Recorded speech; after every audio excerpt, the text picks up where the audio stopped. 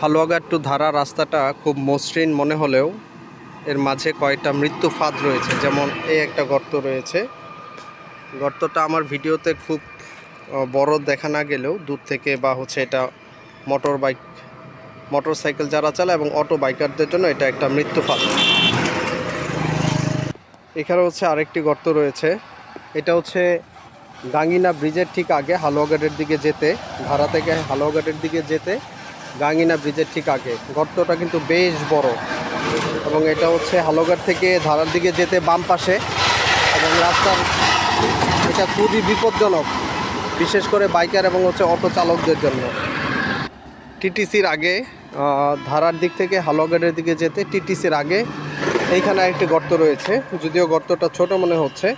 আর আমি একটা গর্ত পিছনে ফেলে রেখে এসেছি টিটিসির ঠিক আগে, হালুয়াঘাটের দিকে যেতে টিটিসির ঠিক পরে ওখানে একটা বড় গর্ত ফেলে রেখে এসেছি, ওইটা আমি ভিডিও করতে পারি নাই।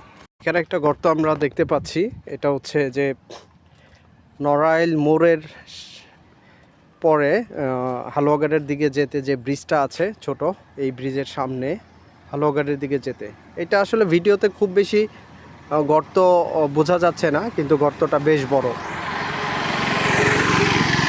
এখানে একজন বাইকার যদি পড়ে যায় তাহলে নিশ্চয়ই সে খুবই আহত হবে। গর্ত দেখতে পাচ্ছি।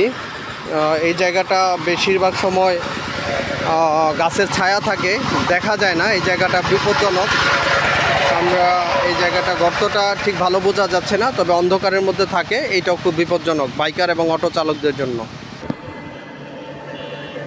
এখানে নড়াইল মোড়ের আগে, ধারা থেকে যেতে নড়াইল মোড়ের আগে এইখানে বেশ বড় একটা গর্ত দেখতে পাচ্ছি আমরা। গর্তটা বেশ বড় এবং রাস্তার মাঝখানে হয়, এটা খুবই বিপজ্জনক। রাস্তার মাঝখানে হয়তো কিছু পাথর দেওয়া হয়েছিল, কিন্তু এটা পর্যাপ্ত না। গর্তটা বেশ বড়।